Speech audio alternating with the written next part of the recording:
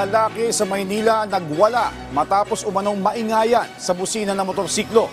Sospek, tinangkapang hablutin ang baril ng rumesponding pulis na kanya ding sinuntok.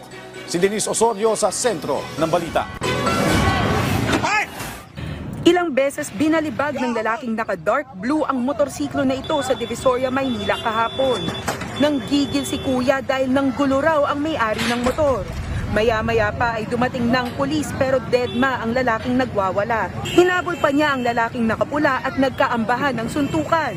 Tinangkapan niyang hablutin ang baril ng pulis at nang poposasan na, sinapak ng sospek ang muka ng pulis. Dito gumanti ng suntok ang pulis. Kinuyog na rin siya ng taong bayan.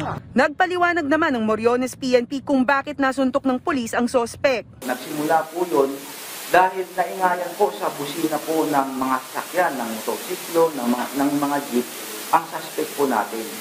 Doon po nagsimula na makipag-away siya, humantong po sa pakikipagsuntukan po sa mga motorista po. Depensa ng sospek na narindi siya sa ilang beses na busina ng motorsiklo. Ay, para naman po siya, sir, gawa ng yung jeep po na una sa kanya yung sinasakyan kong jeep. Ay busina po ng busina, di ba po? Kung matino ang pagkatao mo, dapat po hindi mo bubusinahan. Sinabihan ko po, gusto mo bang magmadali? Lagyan mo ng pakpak at paliparin mo. Nilinaw din ng sospek na wala sa plano niya ang tangkang paghablot ng baril sa pulis. Paiwatig lang dapat ito na magpapasaklolo siya. Akala ko po ako ang kakampihan niya, pero mali po. Ayon sa investigasyon, dating sekyu at walang trabaho ang sospek. Dumagdag din ang problema niya sa kanyang pamilya na dahilan ng kanyang depresyon.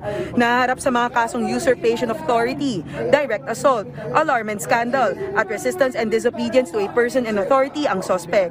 Denise Osorio para sa Pambansang TV sa Bagong Pilipinas.